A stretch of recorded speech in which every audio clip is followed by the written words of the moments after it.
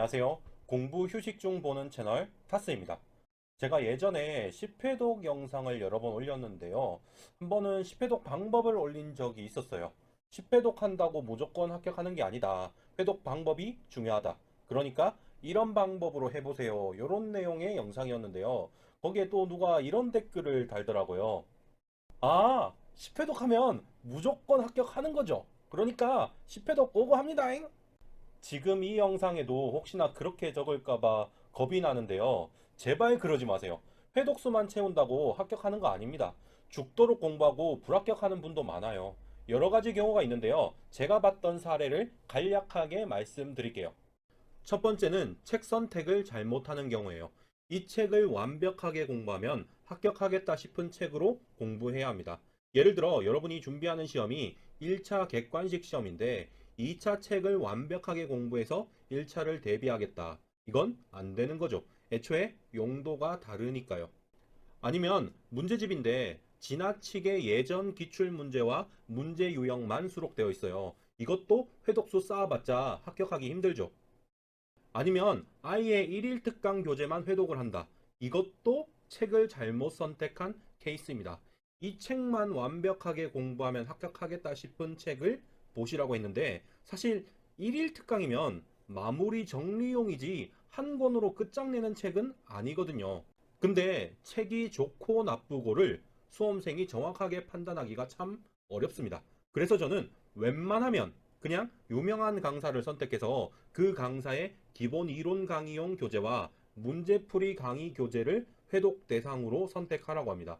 이 정도 되면 책에 큰 문제가 없는 경우가 많고 설령 부족한 부분이 있어도 강의로 커버되는 경우가 많아서입니다. 두 번째는 회독 방법이 잘못되어서 10회독을 해도 불합격하는 경우가 있습니다. 어떤 방식을 선택해도 좋지만 1회독을 했으면 그 책을 설명할 수 있게 한 번은 암기한 것이어야 합니다.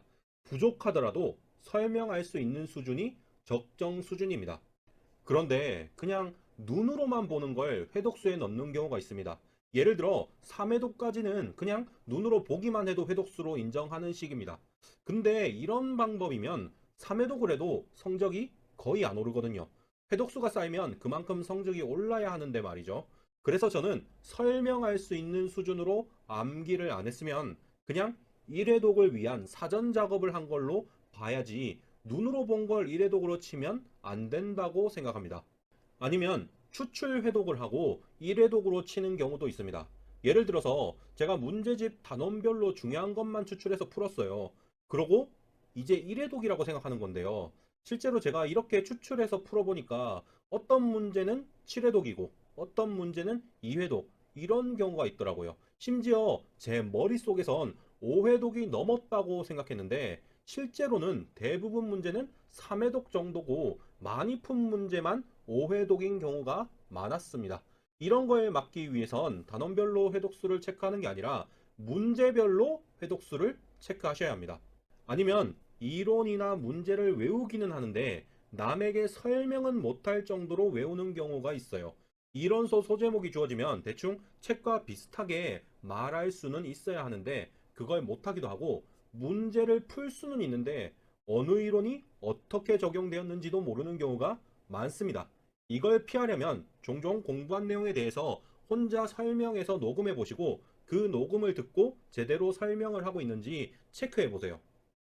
세 번째로는 마무리 공부가 제대로 안 되어서 10회독을 해도 불합격하는 경우가 있습니다. 수험생들 보면 평소에는 그냥 공부하시다가 시험 전날에 갑자기 중요한 문제만 풀고 이론서 중요한 부분 좀 읽어보고 마무리 공부 끝이라고 생각하는 분들이 많아요. 그런데 사실 마무리 공부란 건 이런 관점으로 접근해야 합니다. 마지막 일주일 안에 본 것만 실제 시험장에서 쓸모 있다. 예를 들어서 저는 3일 만에 문제집에 수록된 문제의 3분의 2를 푸는 걸 두 번 반복하는 걸 실천했는데요. 왜 이렇게 했냐면 시험 직전에 문제집에 있는 모든 문제를 풀되 3분의 1 정도의 중요한 문제는 두 번 이상 풀고 싶어서 이렇게 했어요.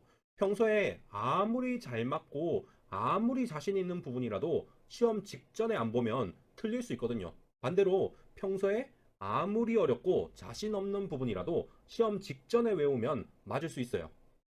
그러니까 시험 한두 달 정도 전부터는 마무리 공부를 시작하셔서 3주 전범위, 2주 전범위, 1주 전범위 이런 식으로 점점 전범위를 빠르게 볼 수 있게 연습하셔야 합니다. 이렇게 연습을 해야지 시험 직전 일주일 안에 전범위를 제대로 공부할 수 있고 그때 공부한 것만 실제 시험장에서 쓸모 있다고 생각하셔야 합니다. 이상으로 영상을 마치겠습니다. 예비 합격자 여러분 시청해 주셔서 감사합니다.